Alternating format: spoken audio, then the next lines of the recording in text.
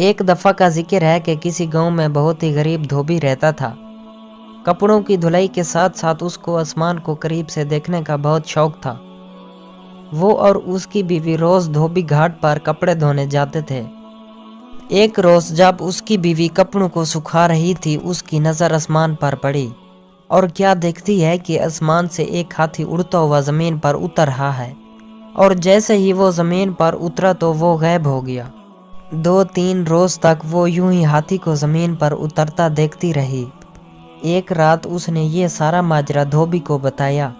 دھوبی پہلے تو بہت حیران ہوا، مگر پھر فیصلہ کیا کہ کل وہ اس ہاتھی پر نظر رکھیں گے کہ آیا یہ ہاتھی زمین پر کیوں اترتا ہے اور پھر غائب ہو جاتا ہے، آخر ایسا کیا ہے۔ اگلے دن دونوں شدت سے اس کا انتظار کرنے لگے، آسمان پر بار بار نظر دوڑانے لگے۔ آخر انتظار کا وقت ختم ہوا اور ان کو آسمان سے ہاتھی زمین پر اترتا نظر آ ہی گیا۔ دونوں اس کے پیچھے چل پڑے۔ ہاتھی گنے کے کھیتوں میں گھس گیا اور خوب پیٹ بھر کر گنے کھانے لگا۔ ہاتھی کا پیٹ بھرا اور اڑنے کی تیاری کرنے لگا۔ جیسے ہی اس نے اڑان بھری، دونوں میاں بیوی نے بھی ہاتھی کی دم پکڑ لی اور ہاتھی کے ساتھ اڑنے لگے۔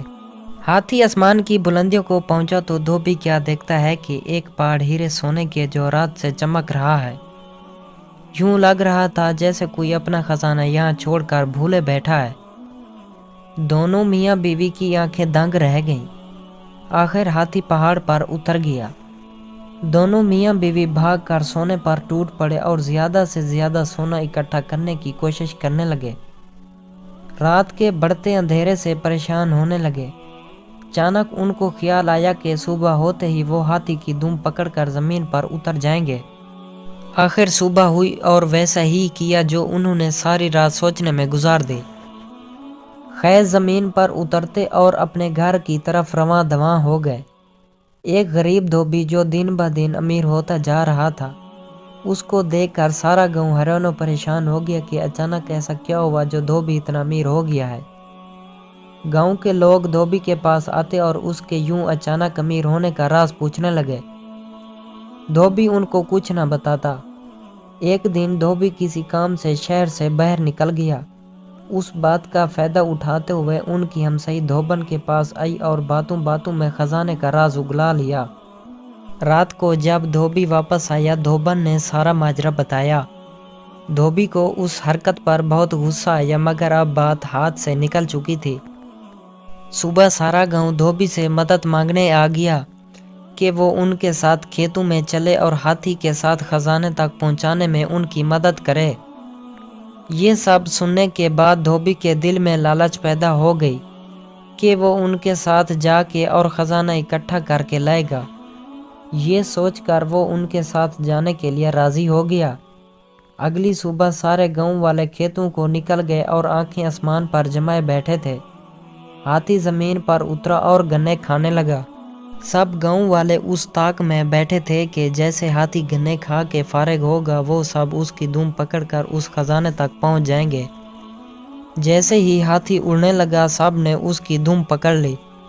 دھوبی سب سے آگے اس کی دم پکڑے تھا اور یوں اس کے پیچھے ایک لمبی قطار میں پورا گاؤں ایک دوسرے کو پکڑے ہاتھی کے ساتھ اڑے چلے جا رہے تھے۔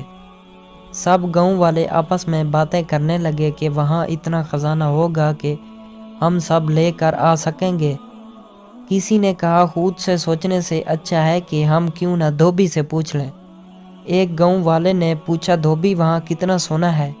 دھوبی خزانے کی لالچ میں گاؤں والوں کے ساتھ چل دیا۔ دم کو چھوڑتے ہوئے ہاتھوں کے زاویے سے کہنے لگا، اتنا زیادہ؟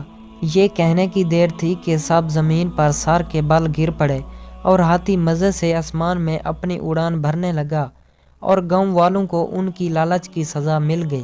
دوستو، امید کرتے ہیں ہماری یہ ویڈیو آج آپ کو بہت پسند آئی ہوگی۔ اگر ہماری یہ ویڈیو آپ کو پسند آئی ہے تو اس کو ضرور لائک کر دیں۔